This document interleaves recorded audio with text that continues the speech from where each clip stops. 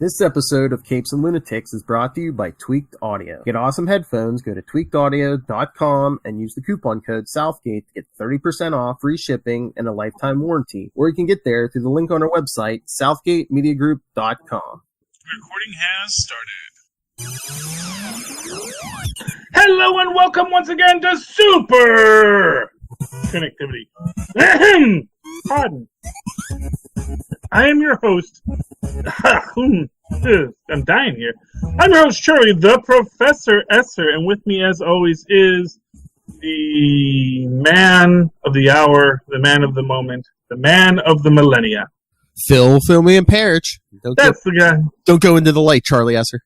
Oh, yeah, the light. You gotta watch out for it. Yeah, so, what's there to talk about this week? Well, you said, before we get to all this week, you said there's something about last week's Agents of S.H.I.E.L.D. you wanted to... Oh, well, so this is my thing. I may have mentioned this. I'm not sure. I find it very interesting that as you break down, actually not even last week's Agents of S.H.I.E.L.D., but really last season, Agents of S.H.I.E.L.D., the basic plot line is the Agents of S.H.I.E.L.D. must travel through time to solve a world-destroying disaster, and in doing so, create a concern that someone that they've come to care for might be blinked out of existence if they follow through with their plan. And it just strikes me as interesting that could just as easily be the plot of Endgame. Yeah. And yet this was the season before.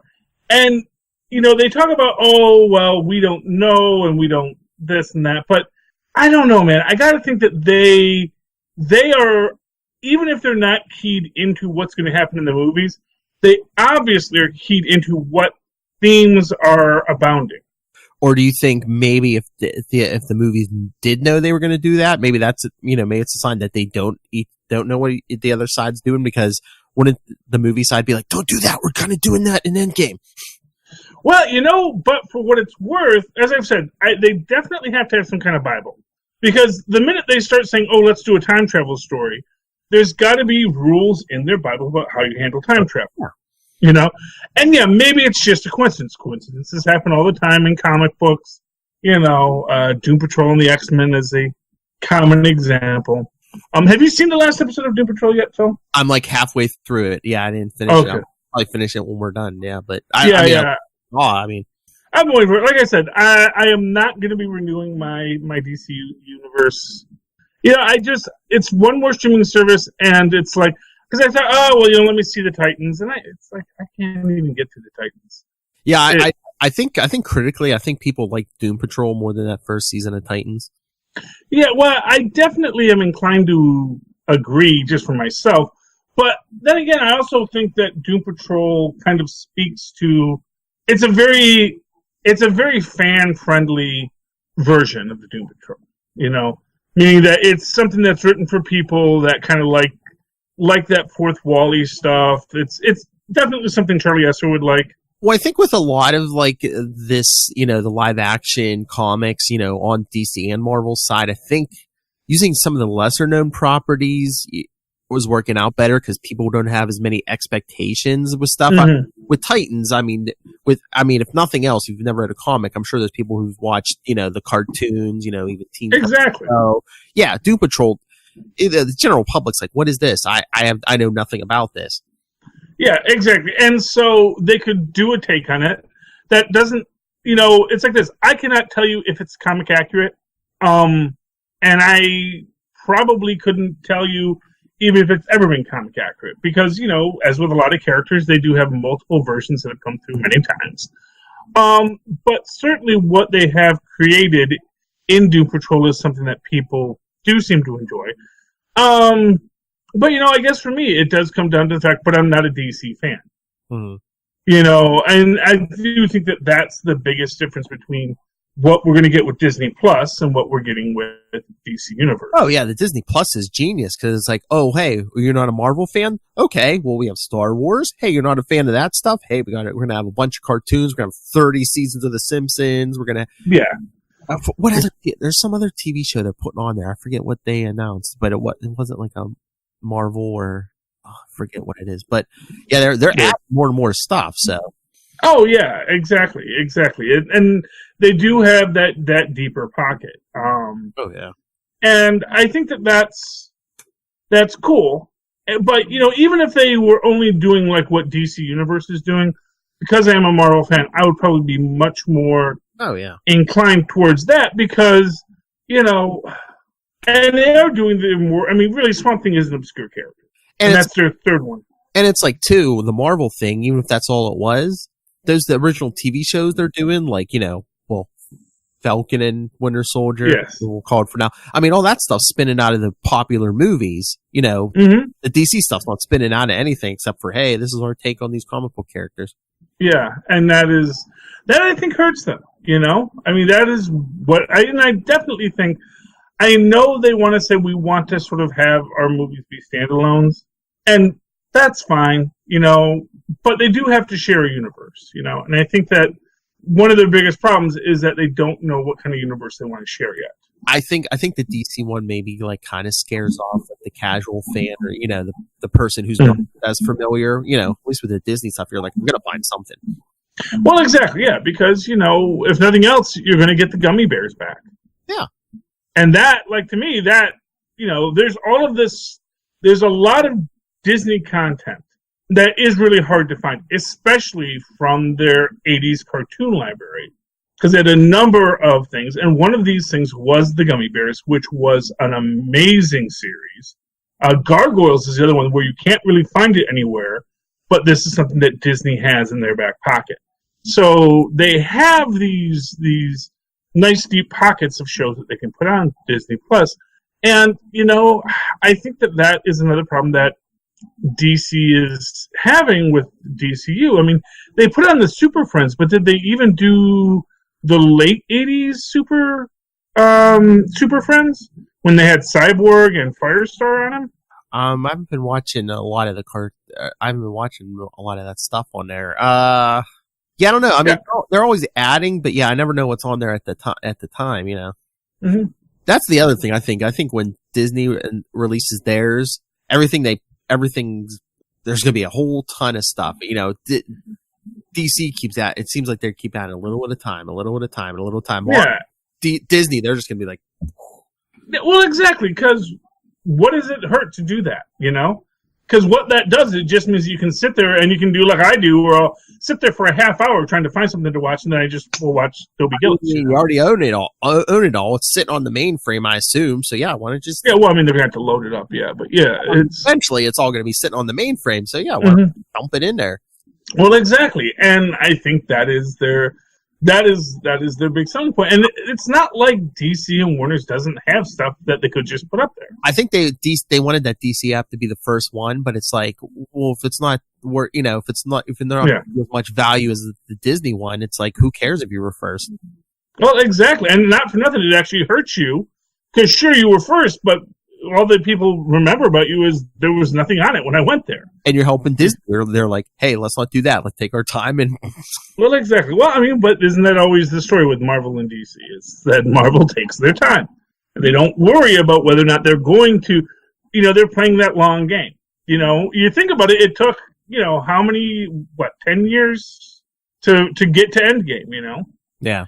And yes, Endgame winds up being the biggest film in history, but if you think about it as just one piece of a dozen other pieces, some of which were more and less successful, Well, again, it's like those DC movies. They panic at the first sign of trouble. They're like, speed bump. Okay, turn left, turn right. But Marvel, they set a plan, and even if they hit a speed bump, Thor: The Dark World, they keep going. They got a plan. They stick to the plan. And then they make you go watch Thor: The Dark World again so that we can actually understand Endgame. Oh. But not for that was like the only place to put the ether, Yeah. Because otherwise you got to go fight a freaking Elder of the Universe, and that Collector. You don't want it. You don't want to show him your mint condition Captain America. Oh, so I have been thinking a lot about Captain America. Yes.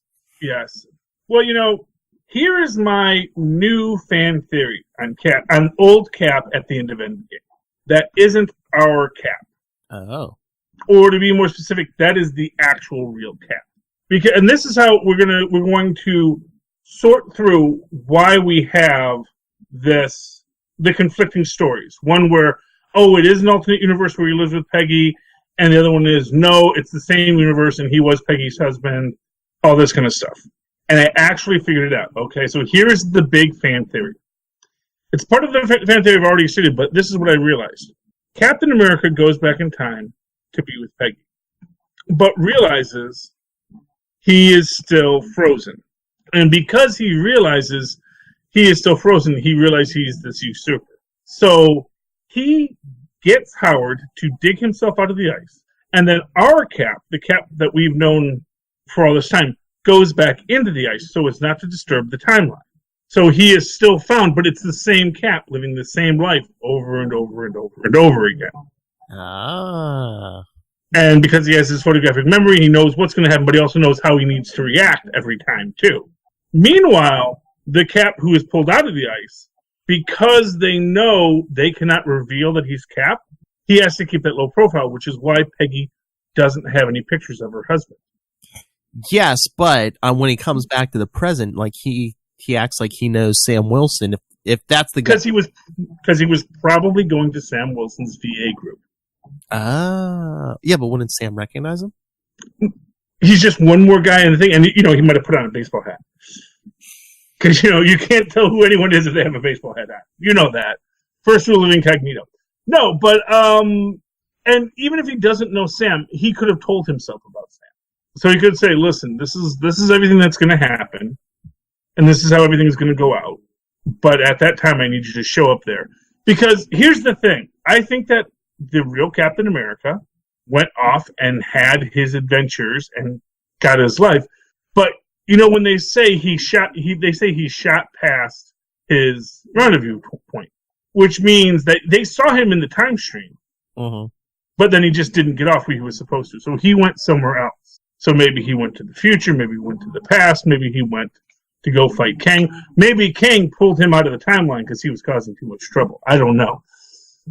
There's lots of possibilities here, but I think that old Cap we see at the end is the Cap that Cap himself dug out of the ice to be with Peggy Carter. It doesn't make perfect sense, but it's as close as I can get to squaring the circle. I think you're thinking too hard. Whether he went back in time in the same timeline or it was an alternate timeline, I think it was just he went back in time.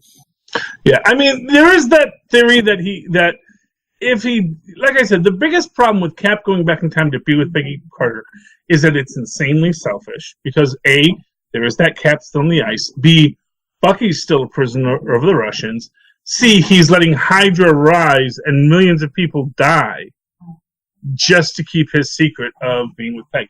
Like I said, the only way that works is if it is an alternate timeline. Yeah. Which again, Agents of S.H.I.E.L.D. do call out that we're in an alternate timeline, that we changed the timeline.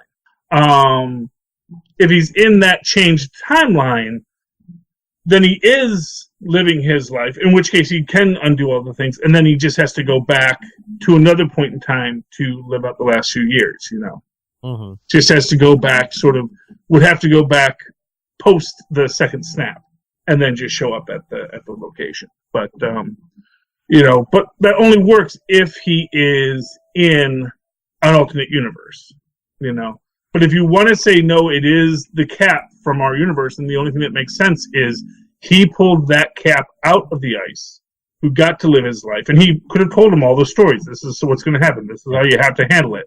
And then he went back into the ice. You want the truth, Charlie Esser? Chris Evans was even. I don't know if they put that much thought into it, but they were just like, we want to give him this happy ending, Yeah, but I agree. But it's not a happy ending. I agree with you. It's not very Cap-like. It's it's almost like him giving up. Yeah. And again, it's not a happy ending because first off, there are no happy endings. There just aren't. And it would. The Patriots. And it's. I'm sorry. What? Don't tell that to the owner of the Patriots. Yeah. Well, no. I'm just saying it's. If you cheat, But no, I'm just saying, Cap in that situation has to make a lot of choices that are where he basically becomes Hydra Cap.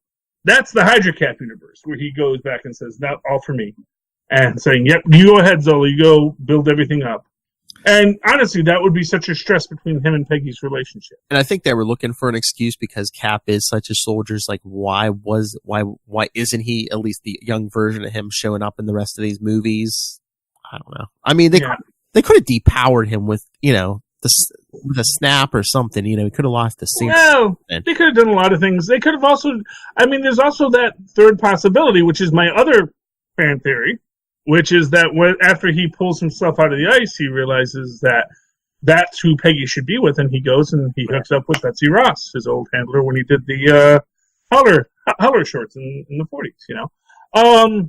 There's lots of possibilities, but I don't know. I'm not. And here's one thing we can say about all these things, all these theories, is that because we now have a time traveling Captain America, there are going to be a lot of these stories we've seen that are ostensibly in the same universe, but are actually broken off and separate. Well, they did say that what if animated series they're going to do on Disney Plus. Mm-hmm. The one story they did confirm, I think, was that Peggy Carter becomes Captain America and that in a certain timeline, and then Steve's just in an Iron Man suit.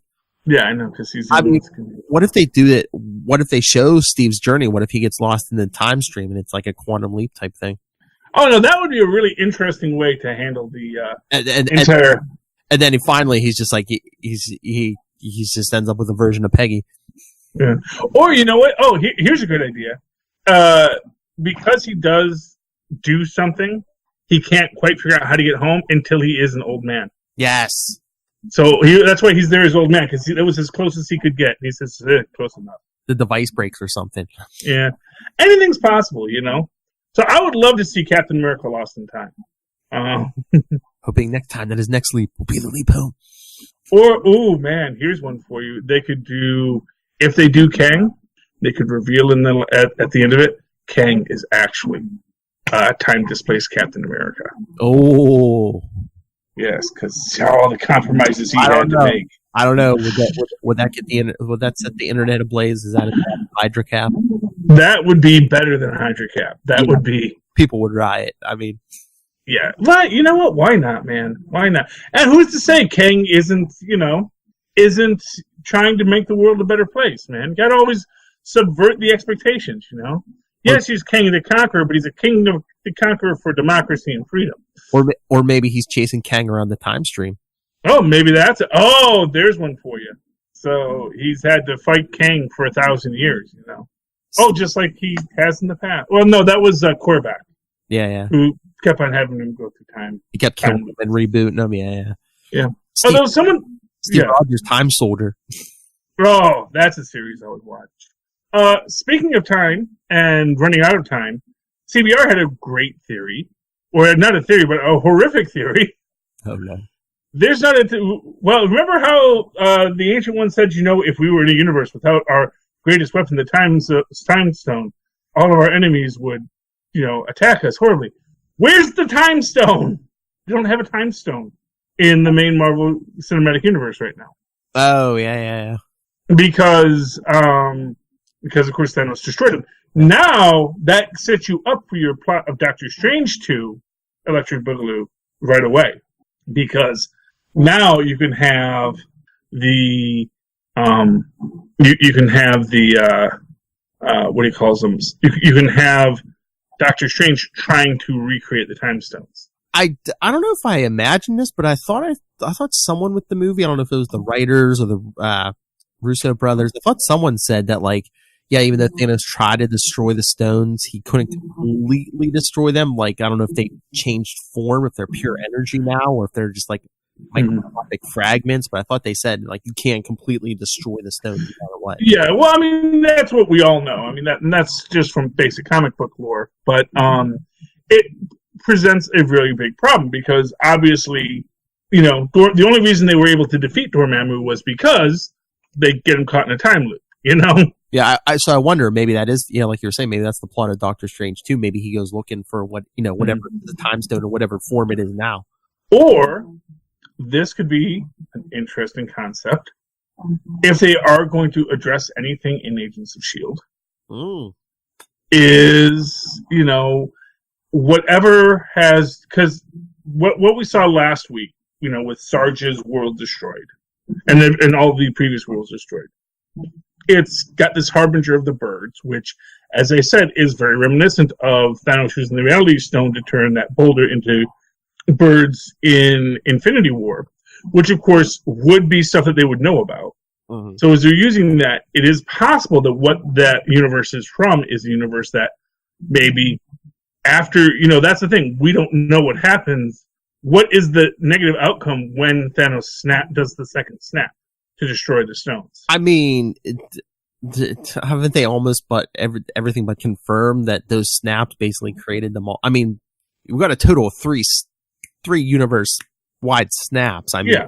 And is that what creates the multiverse? I mean, well, it's not what creates the multiverse. It's what allows passage between the multiverse. Basically. Yeah. Yeah. Well, and there is that idea that, and not for nothing, Cap going back in time with all these stones, it's bringing multiple stones into a universe that there should only be a certain number of stones, and then this universe doesn't have them anymore. So yeah, it's like basically 3 snaps, bringing Infinity Stones between different timelines, mm-hmm. all the time travel they did in Endgame. I mean, yeah, they basically switched cheese, time and space. Yeah, so, and as I said, if you listen carefully, everyone listens for the Iron Man key, but you're listening to Cap and Peggy dance, there is that distant rolling thunder. Mm. Because the Infinity Stones aren't happy. All right, let's chat some Cloak and Dagger. Let's talk Cloak and Dagger. And speaking, yeah, for you, Lilith, the penultimate episode of season 2. This was good. Although I gotta say, it's when they're playing the video game, there is that live action sequence. Yeah, where a Deshane comes in, and he's actually wearing the black tights. Mm-hmm. He's wearing the whole despair look. I was a little sad he was not in the tights in this.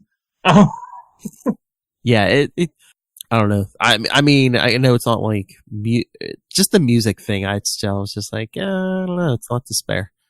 No, well, it is despair, I mean, man. You've never listened to the blues, man.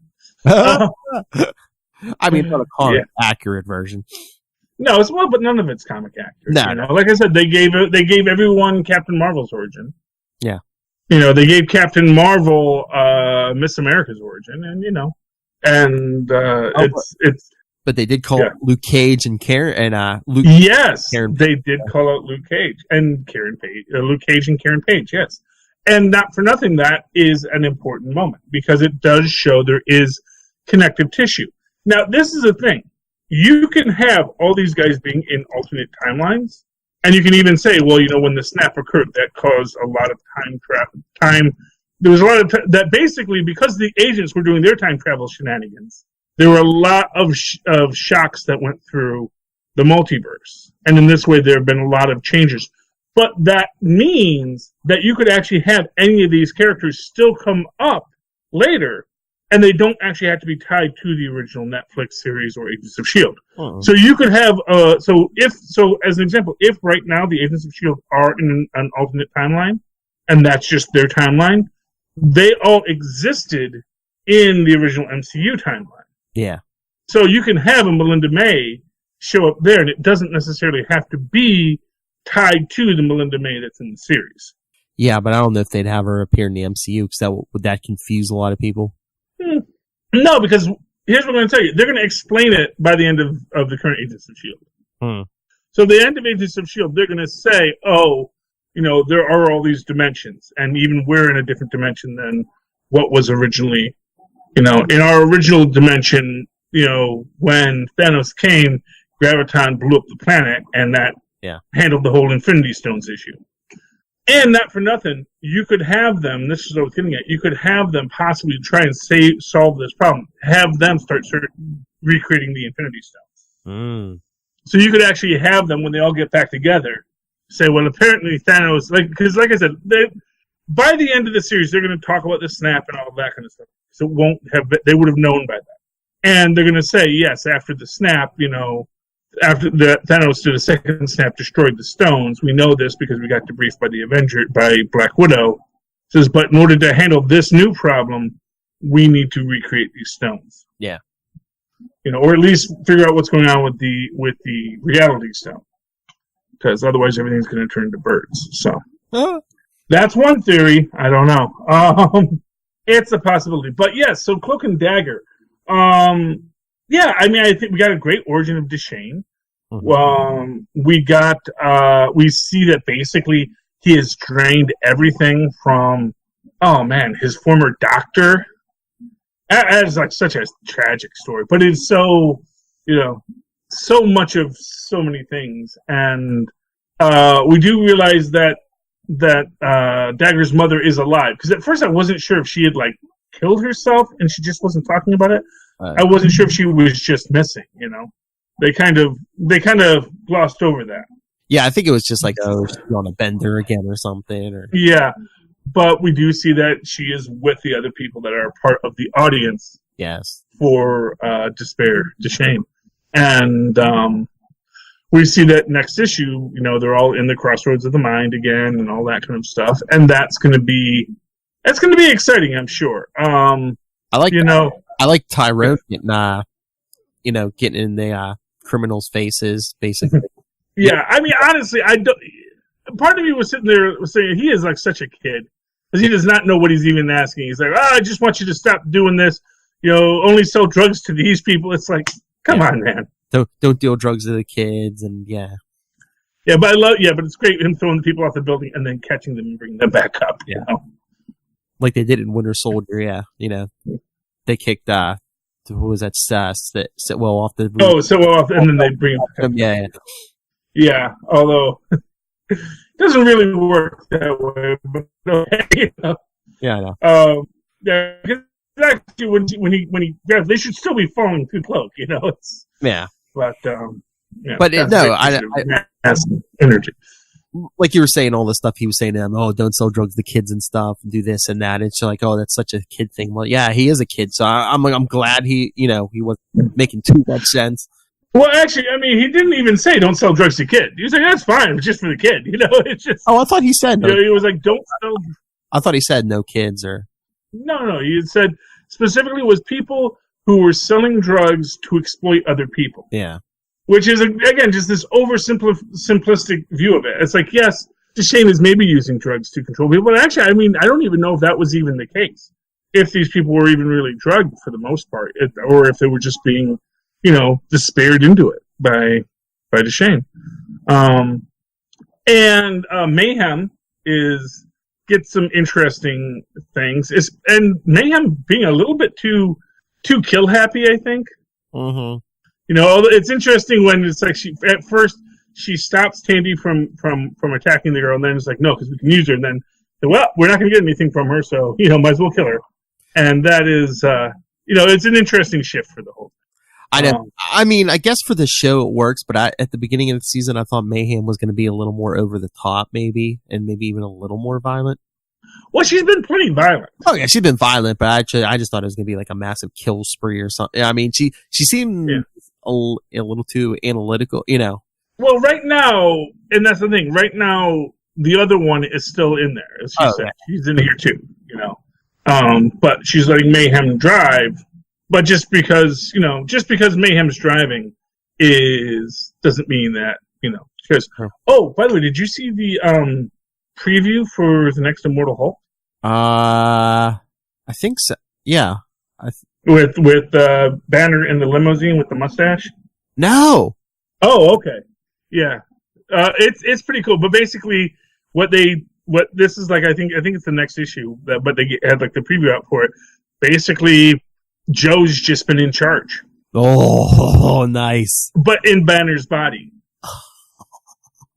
So Banner wakes up and he's in like the blue suit and he's growing out a mustache.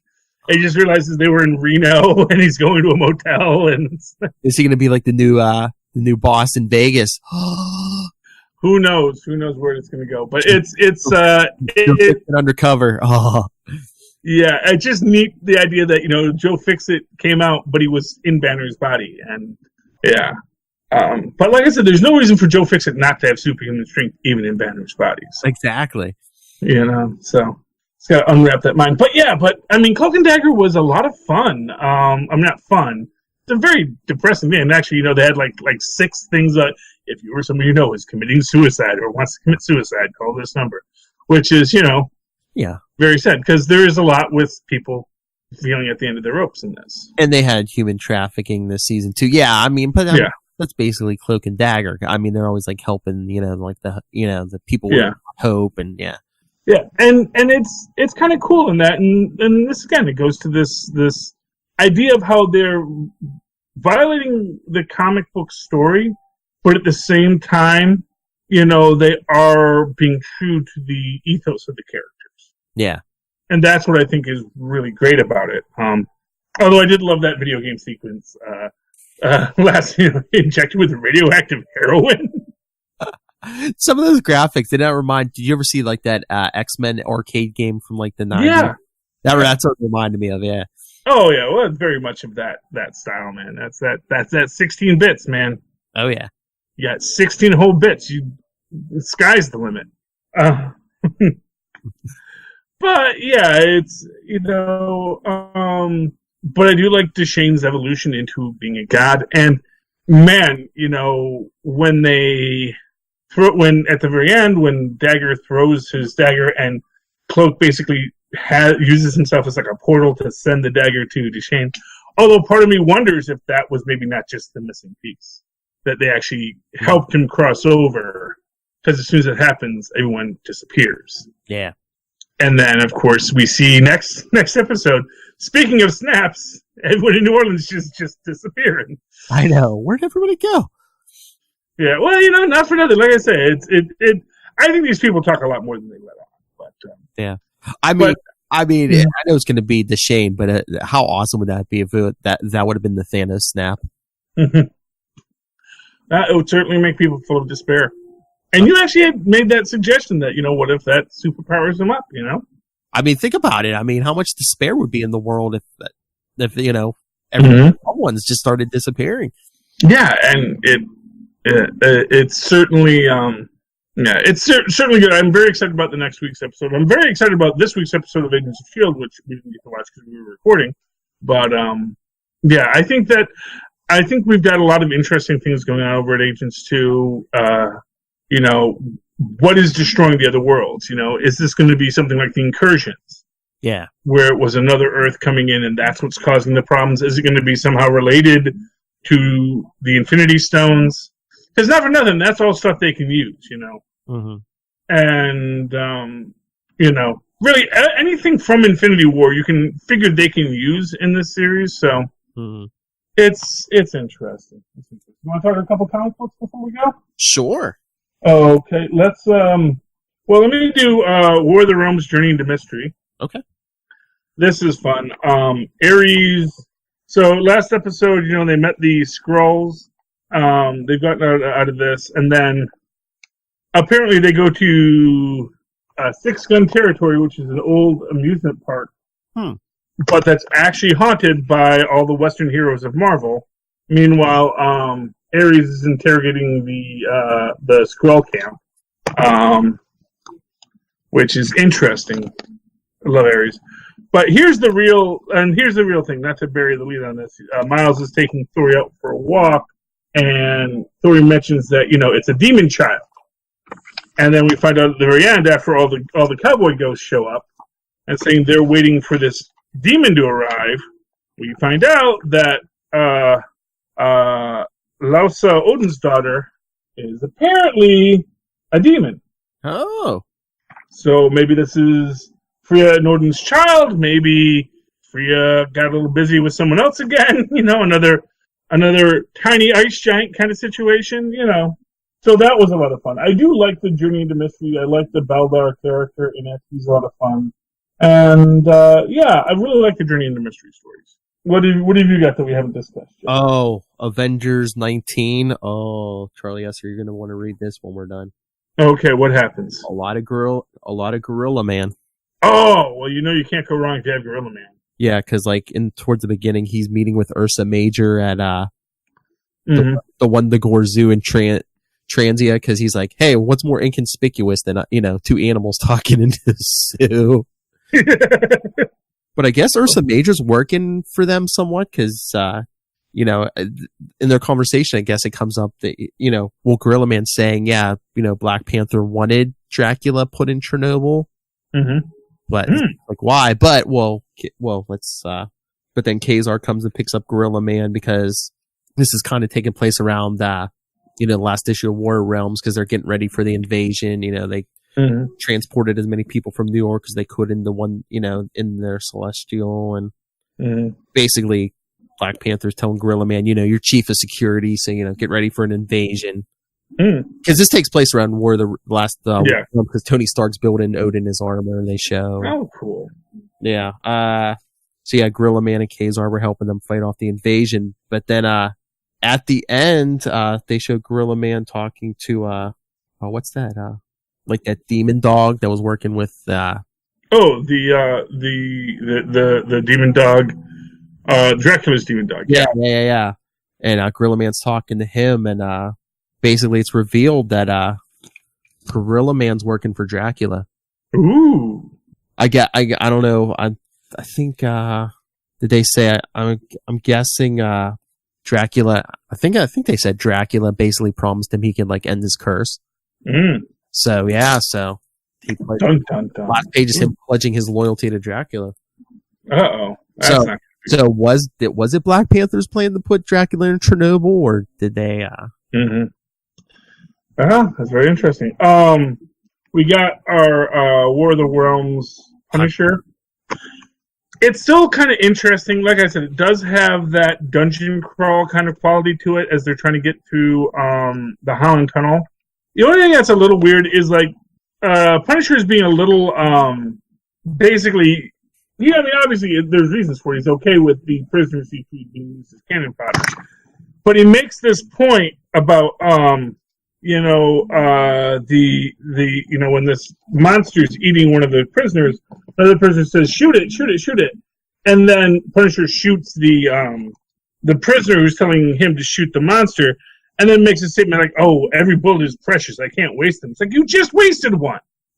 You literally just wasted one. So, but he uses it to shoot out the eyes of the goblin, which will draw the other goblins so you can murderate them as they're all trying to get through New Jersey. Like I said, it's a great dungeon crawl. It's a lot of fun. And then basically what happens at the very end is after they've defeated the last round of monsters, one of the prisoners grabs a gun and says it's time for us to, renegotiate the deal. So, and then next episode is the final episode. But it was a lot of fun. Like I said, if you like the Ares Limited series, I think that this is a very reminiscent of that, and it has that strong dungeon crawl kind of thing. So if you ever wanted a really cool Punisher in a dungeon crawl story, this is definitely one for you. Yeah. What else we got here for Doctor Strange number 14. Okay, how's him and Clea doing? All right. Well, it's basically Doctor Strange searching, for a plentiful planet for Galactus, but something that really isn't teeming with life. It takes him a while, but he thinks he finds it, and then Umar's trying to strike a deal with Nightmare. Nightmare's like, I don't have to worry about Galactus, and they're like, well, eventually you're gonna have to. But yeah, they battle, to get Galactus through when he eats, but it's a trap, Charlie Esther. It's a trap. Why? Because remember we were asking Mark Wade about, were we going to see a Dormammu Galactus fight? Well, it seems someone may have infected Galactus. Uh-oh. Because he says, now he's the ultimate symbiote of technology and magic, a state granted to me by my new herald, Dormammu. Uh-oh. Oh, this is Dr. Doom all over again. Yeah. That's interesting. What is Clea and Dormammu's relationship? I think they were like always battling to like control whatever world or dimension. Isn't she like related to him in some ways? Isn't that like her? Because I know Umar is her sister, but isn't she some like? I thought she was actually like his girlfriend at one point or something. Oh, I think he might have been trying to get with her, maybe, or I wonder if they went through. I'm trying to remember. It might have been some kind of like symbolic marriage to like keep the peace or something. But Umar goes to Mephisto, who's been around pulling a lot of crap lately, and he says, it's interesting you come to me because your brother and I have already forged the pact. So I guess Mephisto's working with Dormammu now too. So yeah, well, everyone does. Our weekly Mephisto watch, because it seems like he's doing a lot lately. He's good. Well, it might be leading up to the Acts of Evil. Something's coming because it seems like he's pulling a lot of stuff lately. And for what it's worth, this is kind of in many ways that first Act of Evil there. Doctor Strange versus Galactus is very much of that kind of idea of, mismatched characters in battles. So maybe. And speaking of magic, Justice League Dark, number 11 was out this week. Ooh. Yeah, this is kind of, it's interesting. So the last episode, the Lords of Order basically told all the magical beings who were hiding out in, I forget what it was called, but basically the land of magic, that if they all left, they could go back to Earth with no memories of ever being magical, and they'd let them live. And they're sort of debating in what to do, and then the Lords of Order just get sick of waiting, apparently, and just start icing everybody. And as magic is dying, including Foil Blue Devil there, gets turned to stone. Meanwhile, Wonder Woman and Zatanna are on a side quest and go to Mordru, who is, as he says, the original and only Lord of Chaos. He has this little magical, basically Infinity Stone, but basically, Ruby of Chaos, that he agrees to give to Wonder Woman and Zatanna to help them fight the Lords of Order, and then they get the cool supervillainy power-up at the end. So that's fun. Another good book. I do love the Justice League Dark. Not enough Man-Bat as always, but, isn't that true? All right, last one I wanted to bring up, Tony Stark, Iron Man number 11. Basically, tell me about it. They shut down the E-scape, they take care of that, but the controller's still rampaging, so Tony has to make up some armor real quick. An armor he calls the God Killer. Look familiar, Charlie Esser? Oh, why, that looks like young Mr. Arno Stark's armor. Yeah, and Arno... Iron Man 2020, just in time. Arno Stark's nearby taking notes, so... Yes, I did hear that he was in this issue. So I guess what we're getting next year. Yes, well, and it does, and it's like the actual 2020 Arno Stark, right? Well, no, this is it's that same Arno who was around before. I get, Howard and Maria's actual son. Oh, okay. I thought he was like teaming up with the 2020 Arno. No. Okay.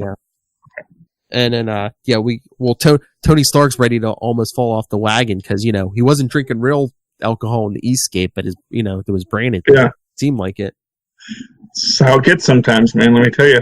And he's getting all mopey because he's like, this body's a physical. He was saying this before, but this body's a physical copy. My mind's a digital backup.